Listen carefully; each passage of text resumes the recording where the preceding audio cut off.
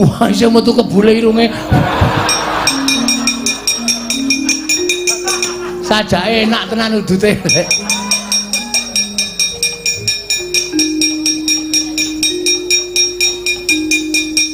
Lenggah. Yo. Do tak perintah do manut ya. Dadi lakon bengi iki. Aku kok dadi kok ngene ta bentuke iki. Klerune njupuk e. Piye ning opo, Gong?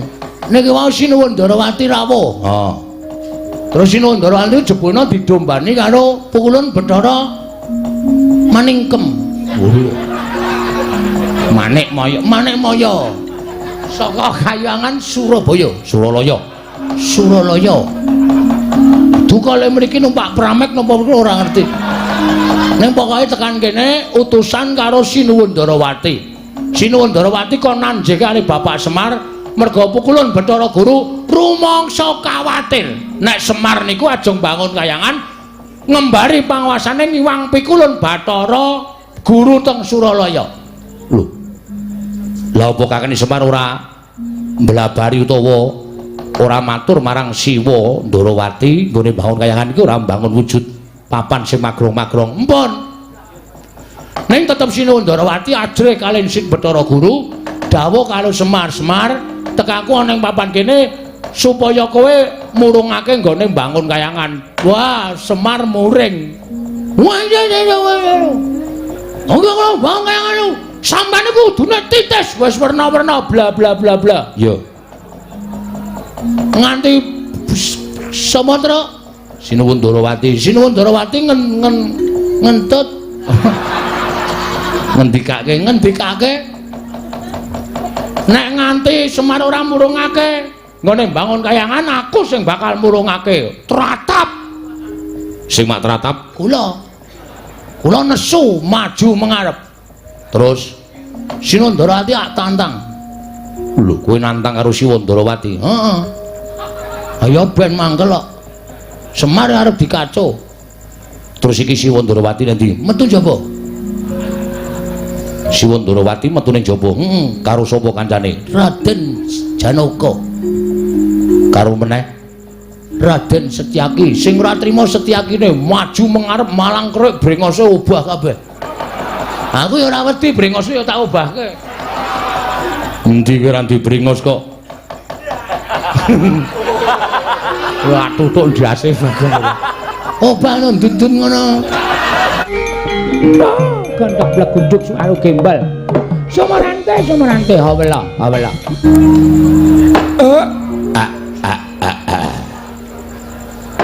Blegegekugek sadulita mel. Ora kanthi kanyono-nyono. Lah kok kaya kejugrukan wukir sari kelepaning samudra madu. Ing atasipun namung sak pedukuhan kemawon. Derajat kula menika namung batur. Kula menika namung Panakawan. Kula menika namung kawula. Lah kok kerawuhan lancur Pandhawa. Ndara-ndara kula. Ndara Antasena.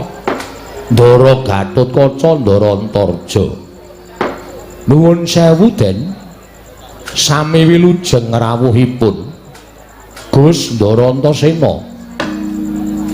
Pangestune kakene Semar slamet aku. Ora nemu alanan swijapa, aku ngaturke bektiku katur ya kek. Ampun wawayadan. Kula niki ming batur, kula niku baturing Kang Rama.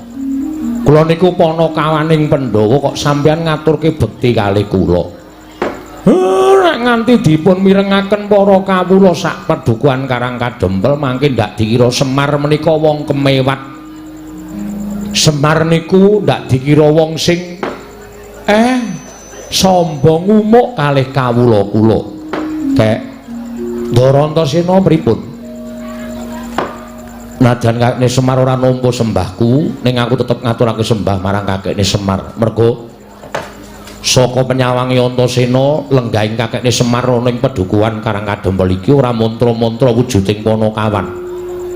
nanging dak sawang kaya pangejawantaing Sang Hyang Bathara Ismaya ingkang nyalira marang kakekne Semar Badranaya. Mula aku wani ngaturke sembah lan aku percaya kakekne Semar nampa sembahku ora bakal ana walang sangere.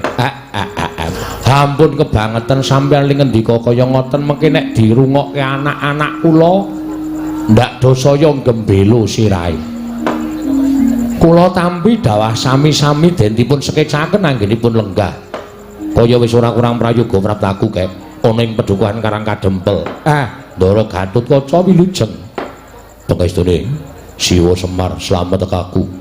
Aku ngaturake basaku katura Siwana Yantaka. Nggih, kula tampi dawah sami-sami. Dipun sekecaken lenggahipun nggih Den. Yo, Siwa Semar kaya wis ora kurang prayoga.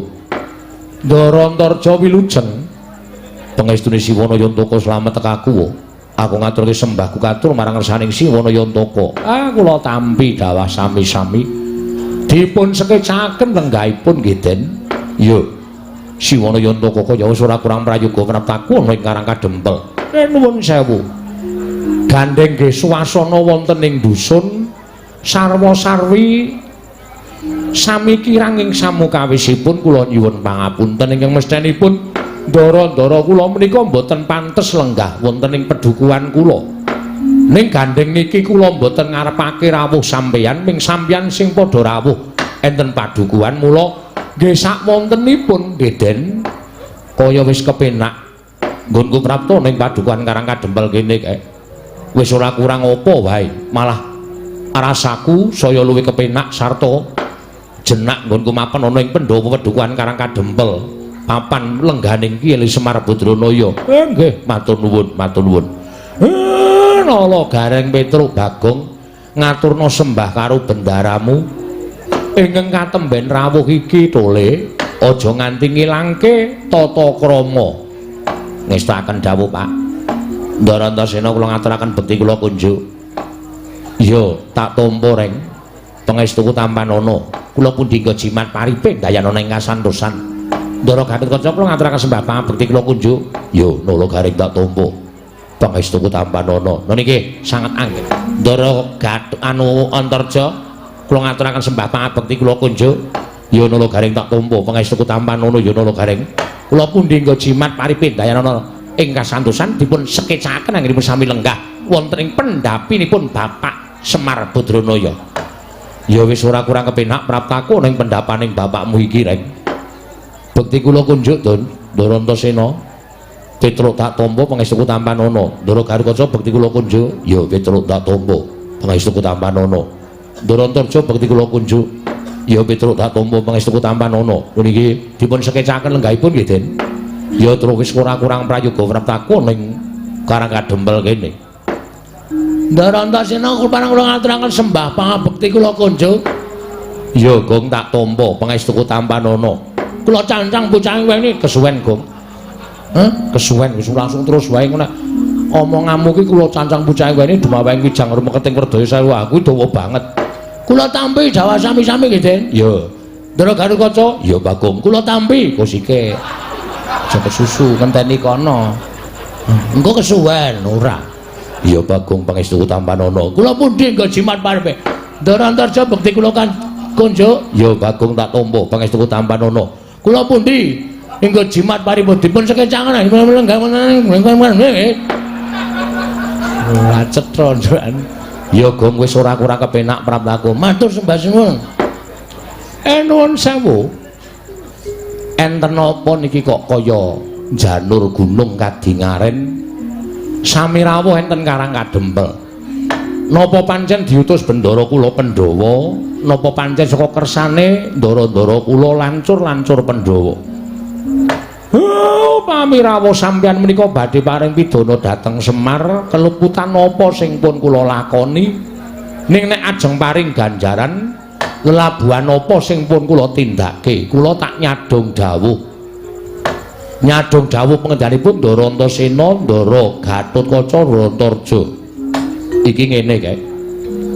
Praptaku ning Karang Kadempel iki ora diutus dening Kepunden Pandhawa nanging pancen saka karepku lan karepe Kakang Garwaca apa dening Kakang Antarja.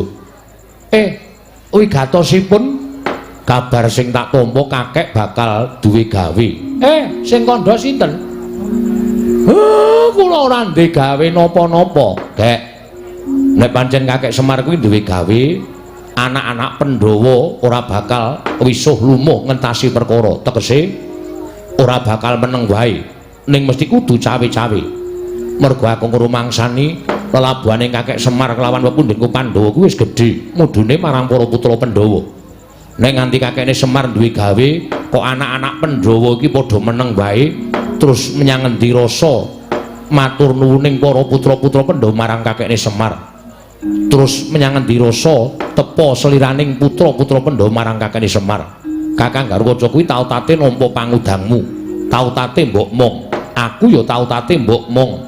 Kakang Antarja ya tau tate dimong dening kakekne Semar lan sak anak-anakmu kabeh, Gareng, Petruk lan Bagong. Nek nganti kakekne Semar duwe gawe kok aku karo Kakang Garwaca Kakang Antarja ora cawe-cawe doh nyono cerak nyono padha mestani yen anak-anak Pandhawa kuwi suwijining nom-noman sing ora ngerti males kabecikan kelawan wong tuwa luwe-luwe marang kakekne Semar Badranaya. Hanjrah ingkang Beswitarum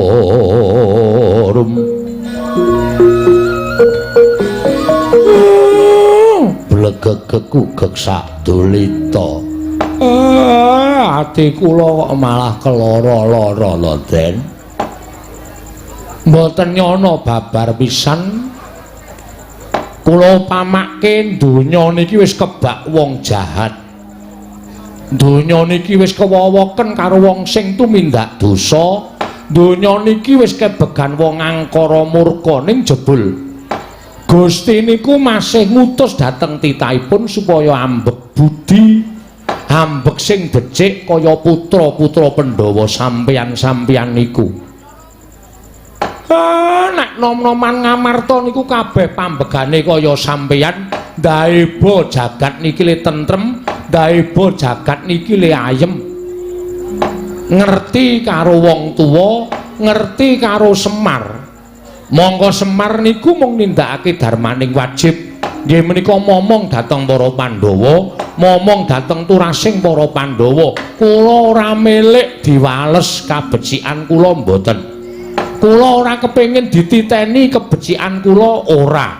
Merga tumrap kula nadyan kula males utawa tumindak sing apik, nek ming dititeni karo sak pepadaning titah mawon mboten enten apa-apane. Ning kula tumindak apik niku supaya dititeni karo sing gawe urip, supaya sesuk ngenteng-ngentengi kalih laku kula benjang. Ning nyatane jebule enten titah sing niteni karo kabecikane Semar.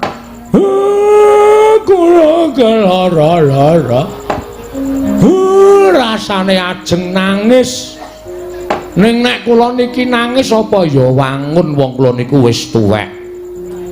Lah kok dadi sampeyan sing kula omong ora mesti saben dina pisan kula ulatake urip sampeyan kok niteni karo labuhane Semar. Sing bendina kula ulatke, sing bendina kula omong wedhus-wedhus niki blas ora ana sing ngabekti karo wong tuane. Kula matur nuwun nggih, Den. Ora ana tandha matur nuwuning para putra Pandhawa marang kakekne Semar kejaba mung males kabecianing kakekne Semar. Mula kek daturi paring dawuh. Kakek kuwi janjane arep duwe. Kula niki nembe rasanan kemawon sampeyan pun prisa. Nyata nek sampeyan niku nom-noman sing lantip panggraitane, mboten kok mengasah landheping lair tok, ning landheping batin nggih mangasah. Wekasan pono dhateng samukawe sing badhe lumampah. Nggih kaya ngeten iki lho, nom-noman sing kula karepe kaya ngeten iki. Ora mung nguja karo hardaning lair, wekasan batine ketul, mula ora awas dhateng swasana menapa kemawon menika mboten awas. Ning dikulinake nglincipi dhateng lair lan uga damelan deping batin menika tumrap kula wigati. Yo. Kula niku janjane lagi rasanan kepengin bangun kayangan. Kepengin bangun kayangan kersaning kakene Semar piye? Kersane Siwanayantaka piye? Iya, kersane Siwanayantaka piye? Mangke riyen. Kayangan niku papan nggon sing apik, papan nggon sing kepenak. Teng teng kayangan mriku mboten wonten rasa memungsuhan, ora ana wong regejegan, ora ana wong padha plirik-plirikan, padha sikut-sikutan. Teng kayangan mriku niku wontene mung kepenak, ayem, tentrem, rukun samukawisipun nikmat lan mupangat ingkang dipun raosaken. Mula kula kepengin bangun kayangan wonten negari Ngamarta menika, gesangipun para kawula menika ya ayem, tentrem, rukun, boten wonten raos suk-sukan antawisipun setunggalan-setunggalipun. Kabeh padha tunggal cipta rasa karsa lan karyane, tetunggalan hangangkat karyaning praja. Dadi kawula sing apik, dadi kawula sing becik, anut denang dhateng pernataning hukum negara Ngamarta. Nek kaya ngoten niku iso kelakon, Ngamarta niku dadi negara sing ayem, ora ana rasa memungsuhan, nadyan beda-beda panembah, beda-beda werna kulit, beda-beda tata basa, ning tetep ruket manunggal satunggal dados setunggal nyawiji inggih menika dados kawula negari Ngamarta. Ngono kae nggih. Mula kula ajeng bangun papan pasinaon, papan panembah, papan-papan sing apik, papan-papan sing becik. Nek iso kula ajeng ngilangke papan-papan sing kebak maksiat niku ajeng kula singkirke supaya titah utawa menungsa sak negara Ngamarta menika samya manembah dhateng panguwasaning dat kang murweng dat. Papan-papan ngibadah ajeng kula okehi enten negara Ngamarta supaya padha eling karo Gustine, supaya padha eling marang panembahe. Mula dina iki pancen ajeng kula niat ki kula kepiyake ajeng bangun kayangan. Yen pancen kersaning kakek kaya mengkono, aku manut. Aku mbok dawuhi apa-apa aku nderek. Yen pancen kersaning Siwanayantaka kaya ngono, aku bakal bantu lahir batin. Aku uga bakal bantu lahir batin. Siwanayantaka ndak aturi paring dawuh, butuhke probya pira mengko saka jangkar bumi kang bakal nyukupi, mengko saka pringgondane kang bakal nyukupi probyane, mengko saka ngrandu gumpule kang bakal nyukupi prabiyane. Kakek Semar ora usah kuwatir. Matur nuwun, matur nuwun. Gila. Wong ki nek lelabuhane akeh wong bantu, akeh wong seneng. Lho, Truk. Conto bapak kuwi. Wong ki nek lelabuhane kaya bapak kuwi, oh, akeh wong tresna, akeh wong seneng. Gila gong contonen gah. Kowe kok mesti bedani dhewe lho. Ngene lho. Ha piye? Bapak iki anak-anak. Kuwi supaya anake duwe cita-cita. Oh iya. Nah, aku mau nek cita-citaku padha karo bapak. Mau aku duwe cita-cita dhewe. Bapak bangun kayangan, aku sok suatu saat nek wis tuwa, nek wis kaya bapak mati, hus. Gareng mati, kowe mati, aku mbangun dhewe. Ning ora arep tiru-tiru bapak, wong ki duwe cita-cita dhewe-dhewe kok. Aja tok rungokke Bagong, wis ben. Pancen bocah iki nek karo aku ora cocok. Aku ki upama ora kebacut mau dadi anake Semar to. Lah ngopo? Wis rekoso, wong Jawantah. Mbok anake iki dikai sugih kabeh. Ket biyen kok ming kere. Males aku. Bapak arep bangun kayangan, dibantu karo putra-putra Pandhawa. Ah genah gleleng bapak. Bangun kayangan maune ra ndek apa-apa, saiki putra-putra Pandhawa do mbantu ya. Jelas wah, bakale kelakon penjangkane. Neng kula mboten butuhake bab probya lair, mboten. Bondo donya mboten. Merga niki ajeng kula lakoni dhewe. Nek sampeyan ajeng bantu kali kula, mang bantu kekuatan kemawon. Mang bantu kekuatan. Sampeyan wong enom-enom, dadi upama ana sing ganggu nyarusiku nggen kula mbangun kayangan, sampeyan kudu iso mbrasta sapa sing ajeng nyarusiku anggen kula mbangun kayangan menika. Ya wis ngono, aku manut karo Kakene Semar. Yo aku manut karo Siwanayantaka. Aku ya manut karo Siwa Semar. Aku bakal bantu lahir lan batin. Monggo gen sing jeneng wong niku nek duwe gegayuhan niku mesti cobane bakale cemepak. Tegese pacobane bakale teka. Ngoten. Mula lelakon niki ajeng kula lakoni dhewe. Nek sampeyan pancen ajeng mbantu karo Semar, kula ngaturke panuwun ingkang tanpa pepindhan. Nek mengko ana coba sing butuhake tenaga, sing butuhake kekuatan, kula pasrahke karo sampeyan. Nek cobane niku perkara batin Semar sing bakal ngrampungi ampun kuwatos Ndara sigra-sigra yen pramana kanca sigra ngrakinawang sesangka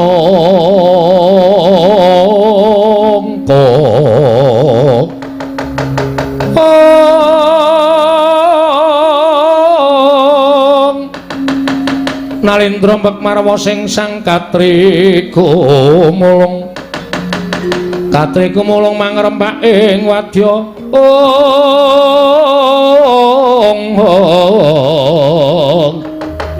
Kurda kura reka giri-giri nanggana magawe gelari wang-wang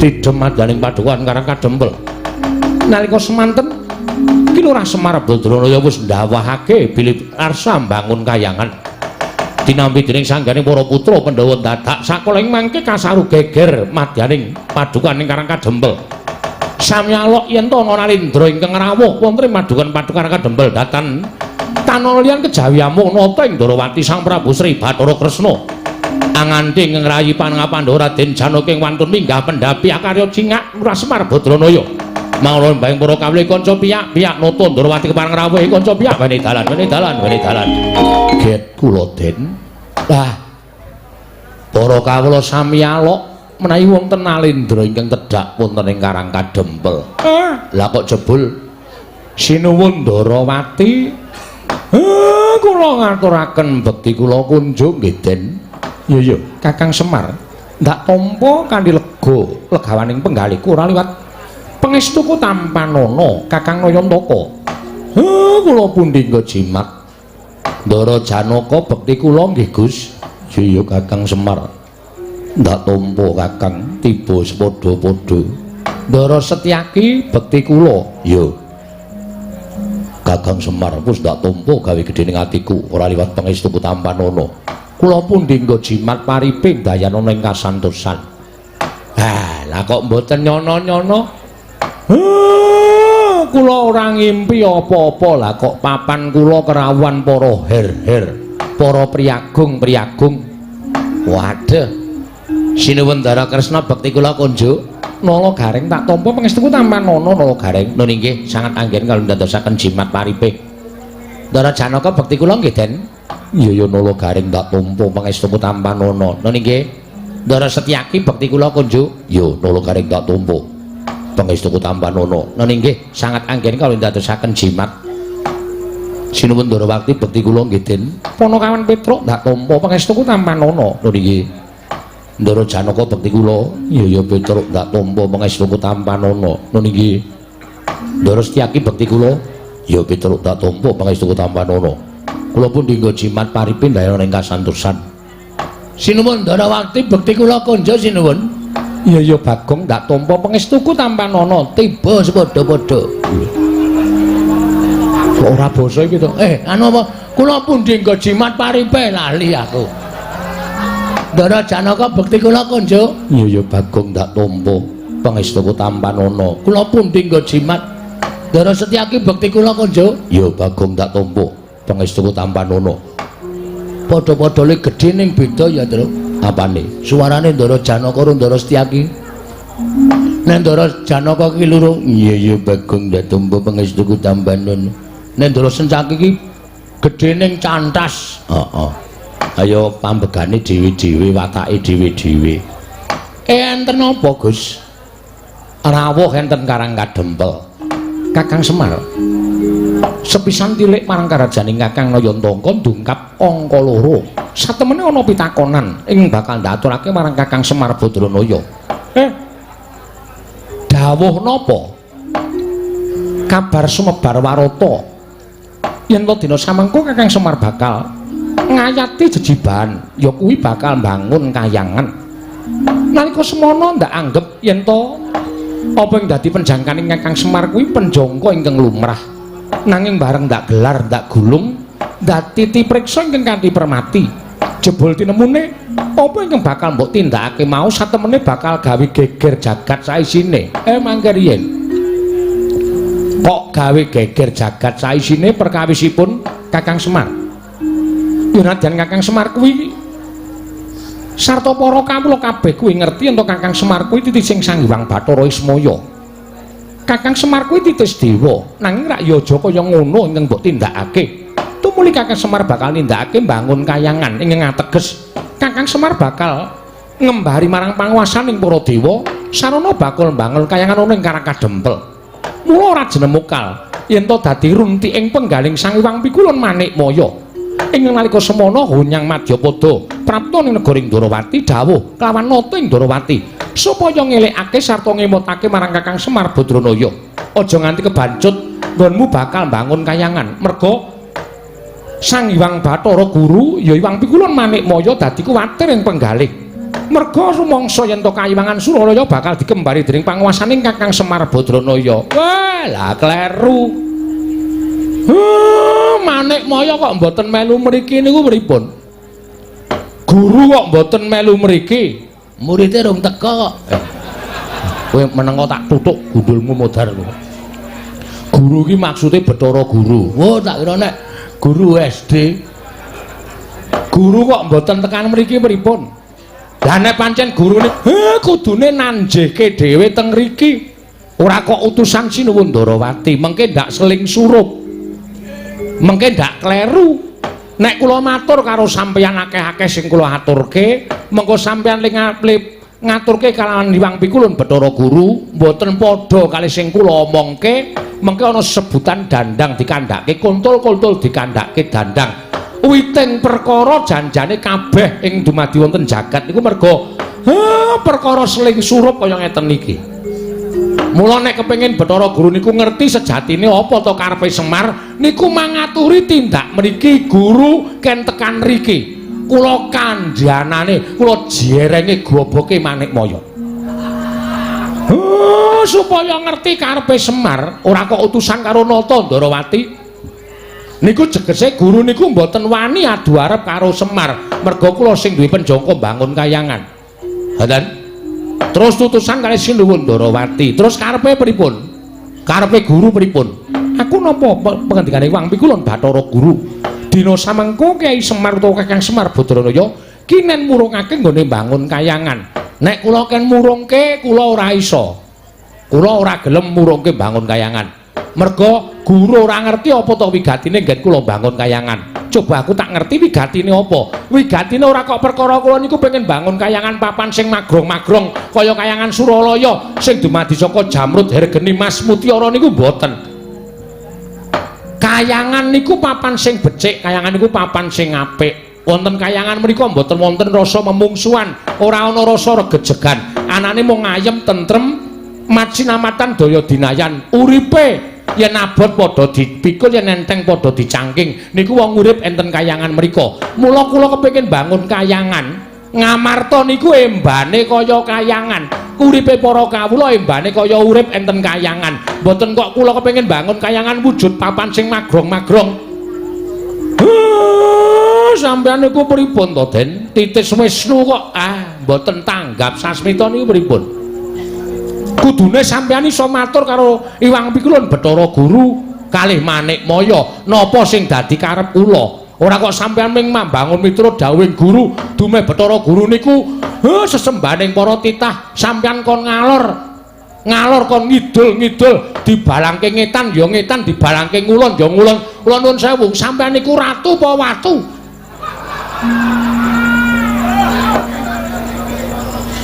Watu. Gong.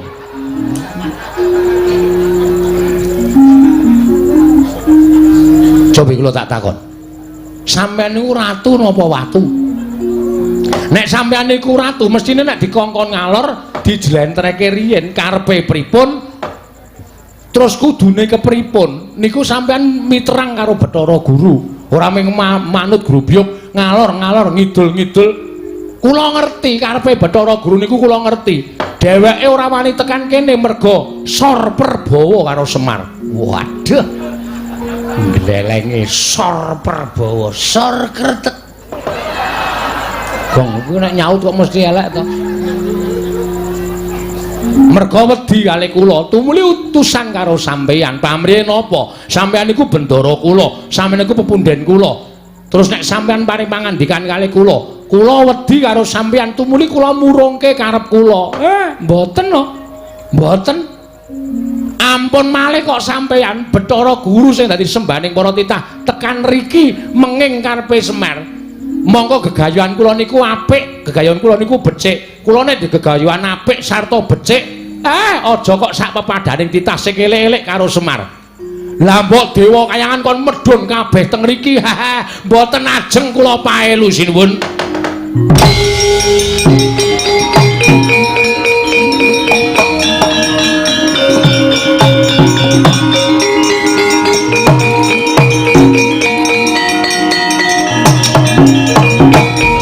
Dadi ngono to karepaning Semar Badranaya. Yen ngono wis ora ana tandha tresnamu karo Natandrawati. Yen ngono wis ora ana tandha ngabekti ning Semar Badranaya kalawan Natandrawati, aku kuwi sesembahmu. Aku pepundenmu Semar. Ing lumrahe kowe mesti mbangun miturut kalawan pepundenmu, lumrahe kowe mbangun miturut kalawan Natandrawati. Nanging sengguh temen ucapmu, kemewat kowe ngregem jimat, kaya rumangsa wis bisa ngakahi jagat. Yen ngono tak temtokake yen to Semar Badranaya wis ora manut karo Ratu Ndrawati. Yen ngono yen Kakang Semar ora gelem murungake nggone bangun kayangan, apa aku yang bakal murungake Kakang Semar nggone bakal bangun kayangan. Nadyan kudu kepiye carane rawe-rawe rantas malang-malang bakal tak putung Kakang Semar Badranaya.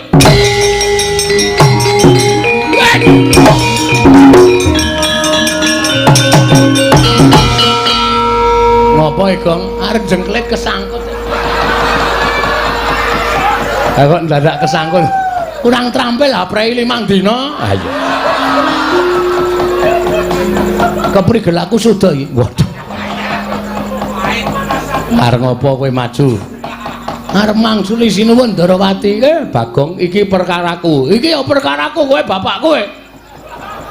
Kowe wong tuaku Pak. Rumangsane nyepelekke karo Semar. Semar ki bangun kayangan ora mung pisan iki. Semar ki bangun kayangan wis bola-bali. Biyen jaman Semar isih ngrekoso. Ta Pak. Panen dele. Bali panen dele tukoke cagak siji, nggo panggo bangun masjid kono, masjid kene, masjid kene. Sapa sing ora kepul tangan Budira Semar? Ha ta Mir? Mbok Pak ngono, Mir wae. Ya. Aku mung arep bangun kayangane kok ana pepalange. Rumangsaku kok dumeh dikongkon Bathara Guru kok arepe terus menangan dhewe. Bagong kowe arep ngopo? Lho, arep nesu. Nesu karo sapa? Lho, karo kowe. Kowe gelem ora tak nesoni? Aku ora ana perkara karo kowe ning karo bapakmu. Sinuwun. Ampun kaya ngoten sinuwun. Sampeyan kok terus ajeng menggak karepane bapak lembangun kayangan. Bapak niki duwe niat apik lho. Wong duwe niat apik kok dibebeda, wong duwe niat apik kok diganggu. Arepe pripun kula nyuwun prisa nyuwun pangapunten apa ya? Ora kaya omong ora jelas kok. Kok kula nyuwun prisa karo sampean. Karepmu piye? Sir sampean pripun? Bapakmu kudu leren nggone bangun kayangan. Ora iso, wiwite urung kok leren. Ya Mar ya. Tenang Mar, tak bantu Mar. Wong aku ki karo bapak sayang, Pak. Aku tresna karo bapak. Nganti aku dadi letkol kaya ngene iki nek ora saka bapak ora bakal iso kelakon. Letkol apa? Letkol Sukino. Ayo. Aduh engko nek ngetokke Bandi jenenge Sukini ya, Truk, ora apa-apa. Rumangsane padake ora. Sapa sing ngagro-agro bapak? Aku sing ora trima. Aku sing ora trima pokoke. Nek sinuwun Ndrawati ajeng kepareng bebeda karepe bapak nek kudune lho, kudune sampeyan niku kudune niku bijaksana. Kudune sampeyan niku ngenggoni rasa rumangsa. Sampeyan karo bapak niku momong para Pandhawa. Nek Semar duwe gegayuhan, kudune Natandrawati niku nyengkuyung, ora kok malah bebeda. Tor niki lak dienggo kabecikane negara Ngamarta. Ora dienggo kabecikane bapak dhewe. Niki ora gegayuhane pribadine bapak. Ning bapak golekke anu dibantu reng golek kanu. Kuwi kata-kata yo ora apal. Kabagyaning wong liya. Sing bapak dhewe wani ajar-ajar ya, Pak. Demi masyarakat Karang Kadempel lan negara Ngamarta. Lah kok sampeyan sing rumangsa dadi pujangganing para Pandhawa kok malah menggak karepe bapak ming perkara sampeyan manut karo Bathara Guru. Aku ngerti silsilahe. Kresna iki sapa? Kresna iki sing Sang Hyang Bathara Wisnu. Wisnu iki sapa? Wisnu anake Bathara Guru. Mulase wong tuwa ki bener. Ngono? Ja omong kok meneng wae ta iki? Nek bapakne ngakon bab sing ora apik, anak ki ngelekke, ngono lho. Dielekke, Pak, ngene iki ora apik. Ngene iki apike ngene, ngono. Ora kok ming sendika, Pak. Anak mbangun miturut dawuh bapakne, lek aku ngleh colongke tela, mangkat. Aku salah. Kok ngono kok Semar bangun kayangan kok dumedikon karo bapakne Bathara Guru kok. Wisnu, Semar dipenggal aja bangun kayangan, mergo ngembari marang kayangan Suralaya. Bapak ki ora arep gawe papan sing magrong ki ora. Ning bangun moral, jiwa, pri kemanusiaaning para masyarakat Ngamarta. Pri kemanusiaan ki apa, Gong? Hah? Pri kemanusiaan ki apa? Ya ming manungsa ketemu peri. Ora iso omong, ora iso ngandhake kok. Moral PMP. Waduh. PMP iki pendidikan moral Pancasila. Kuwi wis ra ana ning atine masyarakat, mula arep ditukulke meneh karo bapak. Aku kowe kok nyarusiku. Nek kowe arep mepalangi karepe bapak, ora masalah.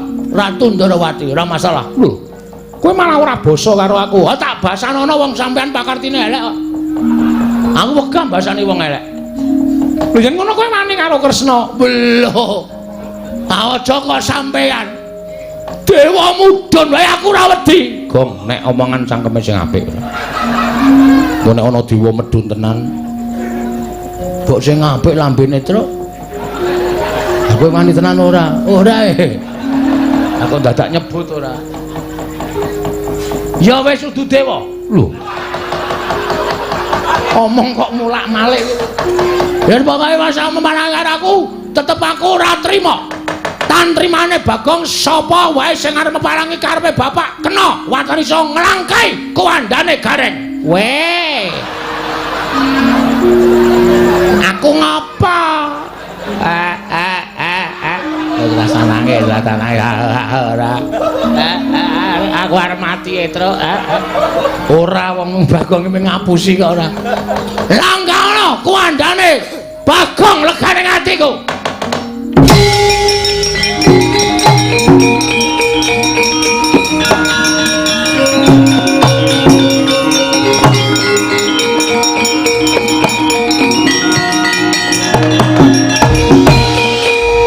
Non ngguku karepe dhewe panungsmaning jajalanat kowe wani gendak sikara kowe wani nyuwara elek karo Kanjeng Prabu Ndarawati kowe nyawang ora aku sapa lho iki piye ta iki sone iki nek dapukane ra apal takon sutradarane kok takon aku sapa lah kowe iki sencaki wong kok ora ngerti karo dapukane aku sapa Senopati Ndarawati.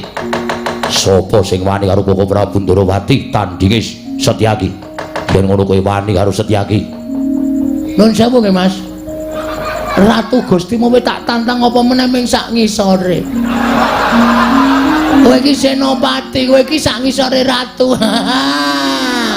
Jelas wedi aku. Lho kita iki jelas wani aku ora ana wedine Bagong ora ati karo sapa-sapa.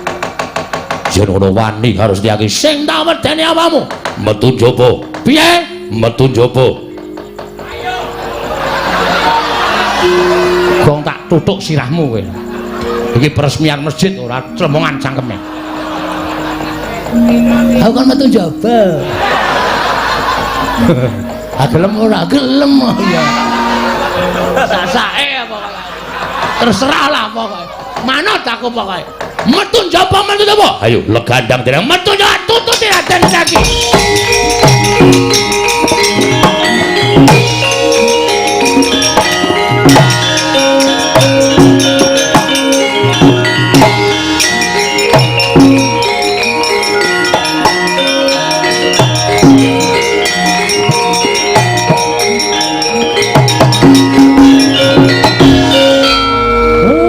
Bagong ki ora pisan ora pindho gawe perkara. Aku gah nek kon ngewangi perang musuh Ndara Sencaki. Aku gah Gong nek kon ngewangi perang musuh Ndara Sencaki gawe wong ampuh. Ora usah do melu-melu. Tak lakonane dhewe. Kowe kalah. Sing ngomong sapa Pak Giri Lusi jalma tan kena kinira. Cacing kae kala mangsa iso tekan pucuk gunung mula aja sok ngembe karo wong, aja sok ngilani karo wong. Aja tok sawang blegere ming wujud Bagong kaya ngene. Sawangan, Pak. Aku ning alun-alun. Alun-alun ngendi arang kadempel kok alun-alun? Lapangan bal-balan. Aku gelut karo Sencaki kalah trima suduk salira. Nek pancen wani kowe nututana Sencaki. Sik. Lho. Kok kok sik piye? Awak dhewe jane ndek jagon. Lho. Sapa jagone? Ki do ngopo ya ning mburi iki? Ngandel ora. Iki mbakoku. Malah nggo udut-udutan. Barang arep Gelut e. lho arep gelut karo sapa? Riki teng riki tak kandhani. Satria-satria jare mau sore Kakang Semar, tak bantu lahir batin. yen ana apa-apane kekuatan aku bantu kekuatan. Omong apa kowe? Bareng kene geger kok malah do udut-udutan. Mbako larang e. Mbakule njaluk kowe. Weh ngawur. Le tuku, Le nyolong. wah. Nyolong kok pamerke. Ndara karo kaca? Iya. Wah, iso metu kebule irunge. Sajake enak tenan udute.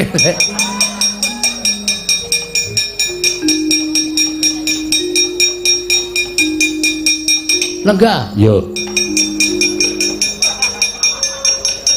Do tak perintah do manut e.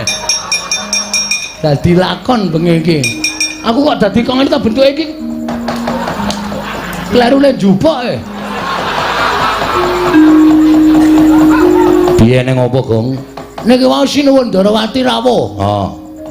Terus Sinuwun Ndarawati jebulna didombani karo pukulun Bathara Maningkem. Manik Maya. Saka Kahyangan Surabaya. Suralaya. Dukale mriki numpak pramek napa ora ngerti. Ning pokoke tekan kene utusan karo Sinuwun Ndarawati. Sinuwun Ndarawati kon nanjeke kali Bapak Semar merga pukulun Bathara Guru rumangsa kawatir nek Semar niku ajeng bangun Kahyangan ngembari panguwasane ngiwang pikulun Bathara Guru teng Suralaya. Lho. Lah apa Kakang Semar ora mblabari utawa ora matur marang Siwa Ndarawati nggone bangun Kahyangan iki ora mbangun wujud papan sing magrong-magrong. Empun. Ning tetep Sinuwun Ndarawati ajre kalih Sing Bathara Guru dawuh karo Semar tekaku ana ning papan kene supaya kowe murungake nggone bangun Kahyangan. Wah, Semar muring. Wah, Oke kalau bangun Kahyangan lu sampeyan iku kudune titis wis werna-werna bla bla bla bla. Yo. Nganti Samatra Sinuwun Ndarawati ngentut ngendikake nek nganti Semar ora murungake nggone bangun Kahyangan aku sing bakal murungake tratap sing mak tratap kula nesu maju mengarep terus Sinuwun Ndarawati tak tantang lho kowe nantang karo Siwa Ndarawati heeh ayo ben mangkel kok Semar arep dikaco terus iki Siwa Ndarawati nanti metu jaba Siwa Ndarawati metu ning jaba karo sapa kancane Raden Janaka karo meneh Raden Setyaki sing ora trima Setyakine maju mengarep malang kerik brengose obah kabeh. Aku ya ora wedi brengose ya tak obahke. Endi kowe ora dibrengos kok. Wah tutuk ndase badan. Obah no ndundun ngono. Brengos kok ndundut.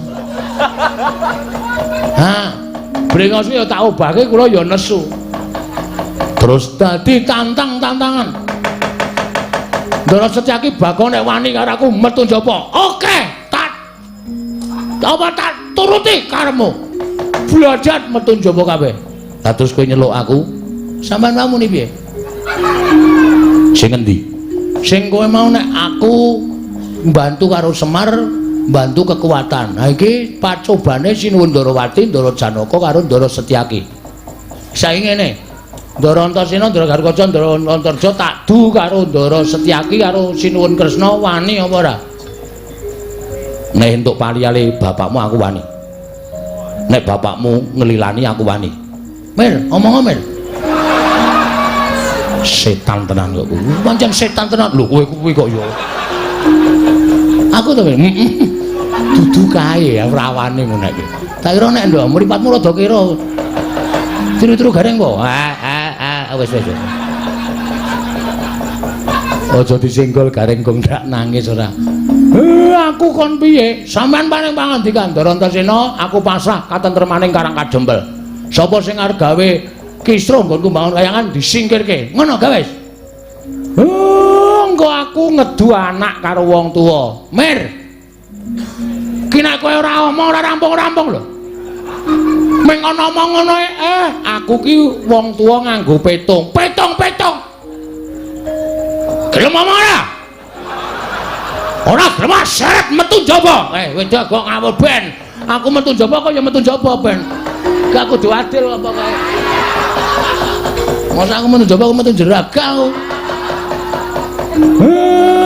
Ndara Antasena. Terus yo. Ayo. Ndara Antasena. Kula pasrah katentremaning Karang Kadempel. Sinuwun Ndarawati mangundurke. Pon omong sing ngomong cangkemmu. Wong cangkemmu mbone ra jamak-jamak ketara ya. Ngerti? Ayo wis. Den. Nek pancen kudu kaya ngeten lakone nggih pun dilakoni mawon. Merga kula niku duwe saloka sing becik bakale ketitik, sing ala bakale ketara. Nek Sinuwun Ndarawati duwe niat jahat, duwe niat ala karo Semar mesti ketara. Sampeyan nek mbelani karo tumindak sing apik diayomi karo Gusti sampeyan, Ndara.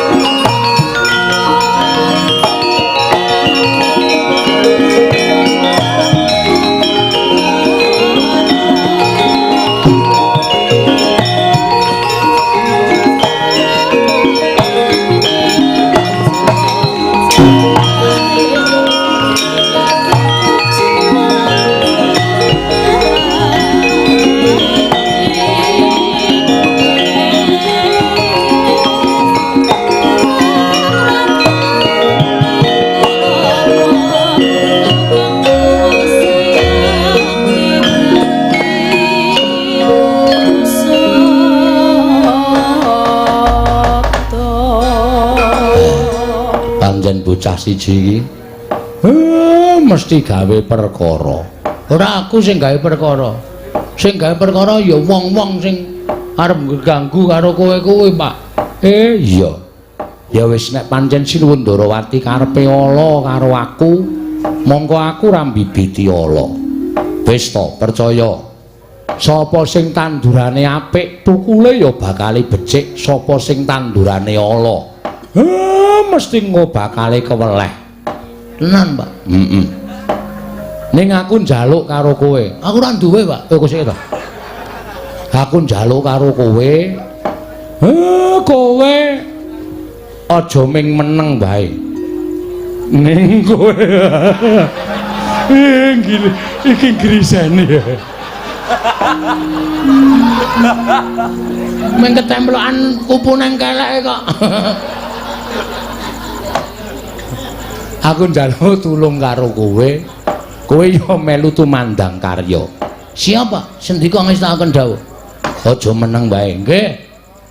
Nek iso perang ning nganggo akal. Maksud lu karepku perang ning aja nglarani, nek iso nganggo budidaya igo pertikel piye carane mungsuhe kalah. Ning kalahe kalah wirang ora tatu ora lara. Oke, mengko tak gawene, Pak. Iya. Ayo ngaten sampun cekap. Kula matur sampun Bapak Semar menawi lepat diagung pangaksami keparang medal Jawi mbibaraken para kawula ing sami yang gantung sibo. Nah, kowe iki nek gelem basa apik ya apik. Ning nek wis omonganmu sak karepmu dhewe iki kaya ora weruh tata krama. Tapi ini anu, Pak. Tapi ini piye? Ini apa niki ungkapan hati masyarakat kecil seperti saya, Pak. Iya. Wis Bagong anggere kaya ngono wis ora iso dilekke tenan. Rumangsaku kok iya. Petro, dalem, Pak. Petro. Wonten dawuh. Kawula dibubarke ditata aja nganti ana ing kasempyok ing aradan. Nggih, ngestokke dawuh. Karawitan Karang Kadempel. Dikon ngonekke gending nggo ngiringi bapak mlebu ana ing dalem. Kasemaran. Dalem kasemaran iki maksude piye? Ngestakaken dawuh, Pak. Gending kesenengane bapak. Nggih. Ampun sing angel-angel, Pak. Sing gampang-gampang mawon. Merga niki enten sing pocokan, Pak. Iya. Santi Mulya, Santi Mebel. Santi Mulya kok Santi Mebel. Pelok niku, Pak. Kayak ayo limbukan bojone Gareng karo bojone Bagong kon ngelimbuk cangik. Nglipur sanggane para lenggah. Ngestakaken dawuh, Bapak. Bapak ngestakaken dawuh. Nyun pamit, Pak. Sing ati-ati.